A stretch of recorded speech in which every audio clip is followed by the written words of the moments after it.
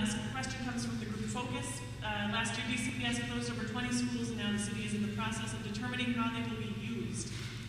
As an elected official, how would you prioritize the following uses of the available buildings?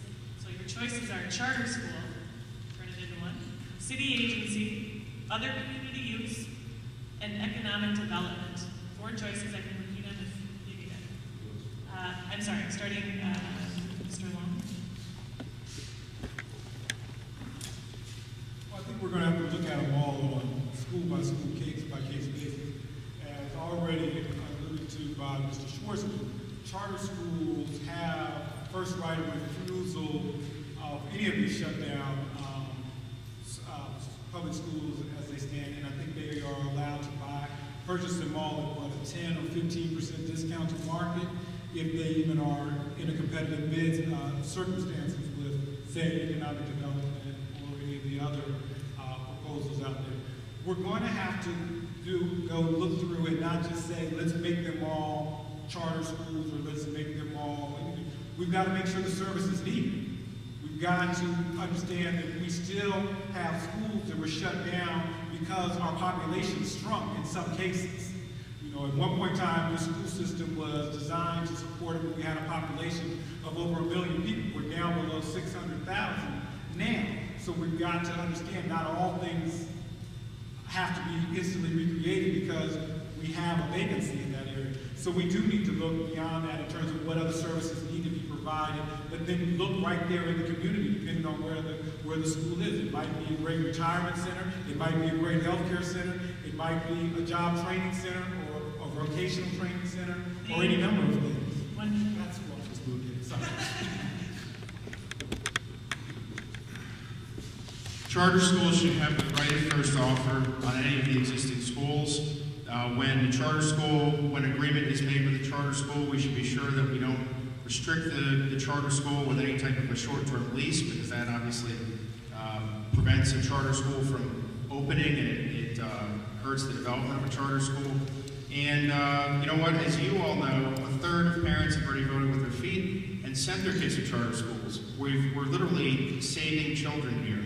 And so I think it's important, very important, that we give charter schools the autonomy they deserve to operate and to grow and to flourish.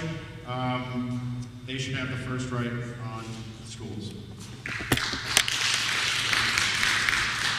If I'm elected to the council, I would push vigorously to reopen these 23 schools as neighborhood public schools, fully public. I support a moratorium on charter schools. Charter schools, again, with full respect to the parents that have sent their kids there out of desperation for a better education. They have no better record than the fully public.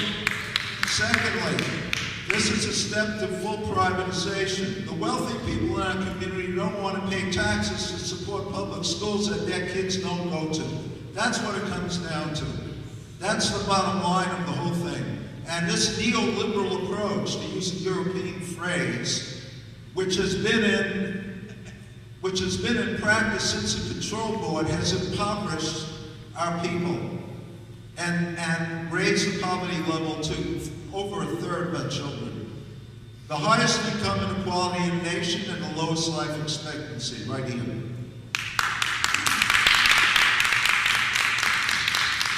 I agree with Mark Long that I think it needs to be done on a school-by-school basis, but I am aware that charter schools do get first option if the DC government is going to release it from its inventory.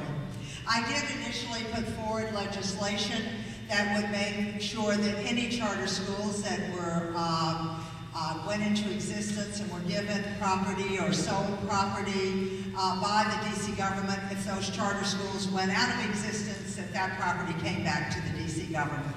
Because I did not want charter schools coming into existence, taking our property, but then there were the advocates asked me to withdraw it because they said they're going to have a hard time getting money from the bank, so I did.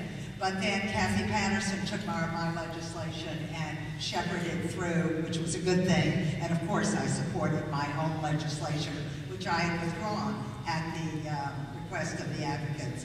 I also think we need to get our own government agencies out of leases And these empty schools are a wonderful thing to use for that purpose as well. Oh, I will be leaving now, as soon as this last question is over, because I have another event. Thank you for joining. Let me say the last use would be for any further construction of luxury apartments and condominiums or anything of that nature. So not for just regular economic development. I do think that it would be prudent to approach such a thing as a disposition of an individual building on a case-by-case basis. You have to look at what are the community needs and what are the possibilities and options that can be explored. I frankly support a moratorium on the disposition of any additional public land until we get a thorough accounting of what we have, what are our needs, and how are we using it. We are still engaged in the process where we take city land, award it to a developer, allow him to build an office building, and then lease it back to DC residents. It is absurd. It happens every day. It's happened under the Williams administration, and unfortunately it's happening under Mayor Finta's administration. Let me say this. During the course of this last 2 weeks, there's been a debate every single night. And there are two conflicting debates tonight. One is in Ward 8 on the issue of ex-offender and reentry programs. It's a very important issue. Education reform is the #1 issue. That's why I wanted to come here first. But I do have to go to Anacostia to deal with that particular issue also. Thank you.